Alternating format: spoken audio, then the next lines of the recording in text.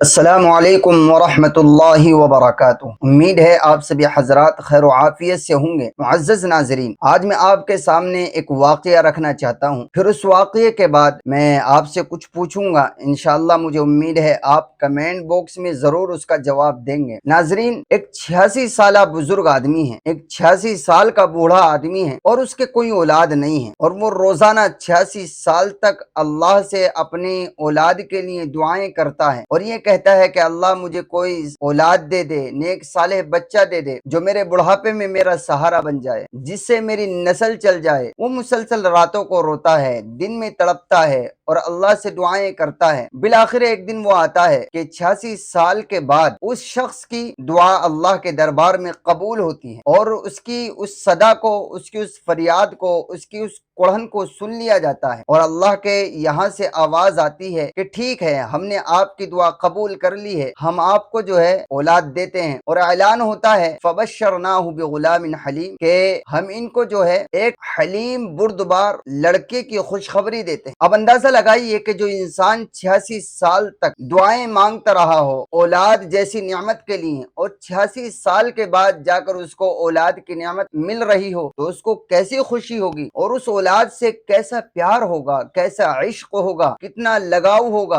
वो 86 साल में बुढ़ापे की उम्र में पैदा होने वाली वो औलाद जिगर का कैसा टुकड़ा होगा। यकीनी बात है, इसका जो सही असर है वही लोग समझ सकते हैं जिनको औलाद देर से होती है, जिनको औलाद बहुत ज्यादा मशक्कत उठाने के बाद अल्लाह के यहाँ से मिलती है, वो इसे समझ सकते हैं कि 86 साल के बाद औलाद पैदा हो रही हो तो उस औलाद से कैसा प्यार होगा, कैसा इश्क होगा और वो जिगर का कैसा टुकड़ा होगा। लेकिन फिर होता ये है कि 86 साल के बाद जब वो लड़का होता है बड़ा खूबसूरत, बड़ा होनहार, कुछ ही दिनों के बाद जो है ये हुक्म आ जाता है अल्लाह की जानिब से उस 86 साल बुजुर्ग को कि आप इसको जो है बेआबो गया, जहाँ कोई नहीं रहता, न चरिंद न परिंद न खाने पीने का कोई साजो सामान, वहां छोड़कर और आप चले जाइए। आप अंदाजा लगाएं ये कितना खतरनाक हुक्म है और कितना सख्त इम्तिहान है कि 86 साल के बाद औलाद मिली, फिर उसी औलाद जो कि आंखों की ठंडक, दिल का सुकून है,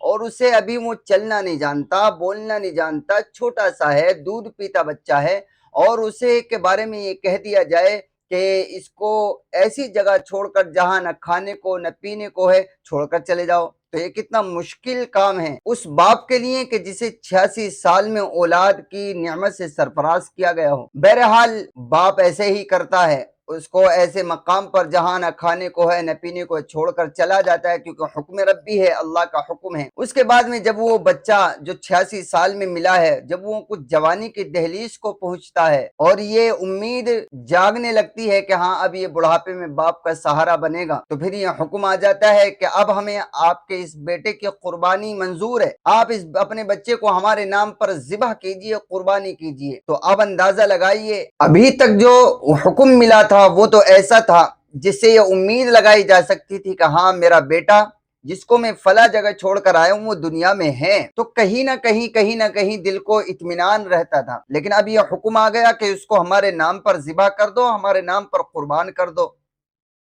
तो ये हुक्म तो बड़ा मुश्किल है, लेकिन चूंकि जिसे हुक्म दिया जा रहा है वो भी अल्लाह का इताअत गुजार बंदा है और उन्होंने भी सर तस्लीम खम कर दिया। और जब यही हुक्म उस 86 साल बूढ़े बाप ने अपने बेटे को सुनाया, अपने लखते जिगर और दिल के सुकून टुकड़े को सुनाया, तो उस वो बेटा भी कमाल का बेटा, होनहार बेटा, उसने भी सर तस्लीम खम कर दिया और कहा कि अब्बा जान मुझे कबूल है। कुरान करीम उसे कहता है फलम्मा असलमा, कि दोनों ने सर तस्लीम खम कर दिया, दोनों खुशी खुशी उस हुक्म को कबूल कर गए। वतल्लहु लिल जबीन, तो उस 86 साल बाप ने उस हुक्म को पूरा करने के लिए, बेटे को जिबह करने के लिए अपने बेटे को जमीन पर मुंह के बल लिटाया गया। आप अंदाजा कीजिए वो कैसा लम्हा होगा। मैं किसी और की बात नहीं कर रहा हूँ, मैं हजरत इब्राहिम अलैहिस्सलाम और हजरत इस्माइल अलैहिस्सलाम जो कि दोनों बाप बेटे हैं इनकी बात कर रहा हूँ। आप जानते हैं कि कुर्बानी की इब्तिदा कैसे हुई है, हजरत इब्राहिम अलैहिस्सलाम को कैसे हुक्म मिला اپنے لخت جگر حضرت اسماعیل کو قربان کرنے کا۔ حضرت ابراہیم کے جو یہ حضرت اسماعیل کی پیدائش ہوئی ہے ان کے گھر میں، حضرت ابراہیم اس وقت 86 سال کو پہنچ گئے تھے، کوئی اولاد نہیں تھی، اور مسلسل اللہ سے مانگتے تھے رب ہب لی من الصالحین، رب ہب لی من الصالحین، ہمیں اپنے یہاں سے کوئی نیک صالح اولاد دے دے، ہمیں صاحب اولاد بنا دے۔ لیکن 86 سال کے بعد میں وہ دعا جا کر قبول ہو رہی ہے، اور پھر حضرت اسماعیل حضرت ابراہیم کو یہ حکم دیا جا رہا ہے کہ اسے ہمارے نام پر قربان کر دو۔ تو یقینی طور پر ہم سب اپنے دل پر ہاتھ رکھ کر ذرا سوچیں کہ اور کچھ فیل کریں، اپنے اوپر لے کر اسے ذرا دیکھیں کہ اس موقع پر اگر ہم ہوتے یا ہمیں یہ حکم کر دیا جائے تو کتنا مشکل حکم ہے، ہمارے اوپر کیسا گزرے گا۔ لیکن حضرت ابراہیم بھی تو ابراہیم تھے نا، خلیل اللہ تھے، ان کے لیے کیا مشکل تھا، اور ایک جانب ہونہار بیٹا حضرت اسماعیل، تو ان کے لیے کیا مشکل تھا۔ تبھی تو دونوں نے کہا، قرآن کہتا ہے فلما اسلما، دونوں نے سر تسلیم خم کر دیا اور کہا ہمیں جو ہے یہ حکم قبول ہے، اور چل دیے۔ لیکن ہوتا کیا ہے، کہتے ہیں کہ جو لوگ اللہ کے امتحان میں کامیاب ہو جائے، جو لوگ اللہ کے ہو جائیں تو اللہ ان کا ہو جاتا ہے۔ اللہ کو تو کوئی جان نہیں لینی تھی، اللہ نے تو امتحان لینا تھا۔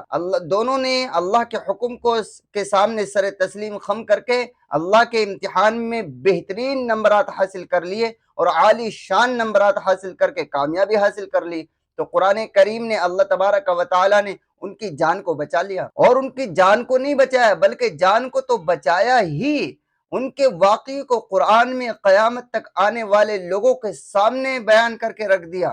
اور ان کی سنت کو، ان کے طریقے کو جو ہے اب قیامت تک آنے والا ہر شخص، ہر مسلمان اس پر عمل کرتا ہے۔ یعنی قربانی کے دن ہم قربانیاں کرتے ہیں، یہ انہی کی جو طریقہ ہے، حضرت ابراہیم اور اسماعیل کا ہی تو طریقہ ہے، انہی کی تو سنت ہے۔ بہرحال یہ بات یاد رکھنی چاہیے، ہمیں اس واقعے سے یہ سبق ملتا ہے کہ جو لوگ اللہ اور اس کے رسول کے حکم کے مطابق زندگی گزار کے، اللہ کے حکم کے مطابق عمل کر کے، چاہے وہ کتنا ہی مشکل ہو، اگر اس پر سر تسلیم خم کر دیں اور رضامندی کے ساتھ اس پر عمل کرنے کی کوشش کریں، تو انشاءاللہ امید ہے کہ اللہ تبارک و تعالیٰ ایسے ہی تاریخ میں اس انسان کے، اس اطاعت گزار بندے کے نام کو جاری اور ساری فرما دیتے ہیں، جیسے حضرت ابراہیم اور حضرت اسماعیل کے نام کو قرآن میں جاری اور ساری فرما دیا، ان کے واقعے کو قیامت تک کے لیے زندہ فرما دیا، اور پوری دنیا کے مسلمانوں کو یہ حکم کر دیا کہ وہ ابراہیم اور اسماعیل علیہ السلام کے طریقہ کار پر سال میں ایک مرتبہ ضرور عمل کریں۔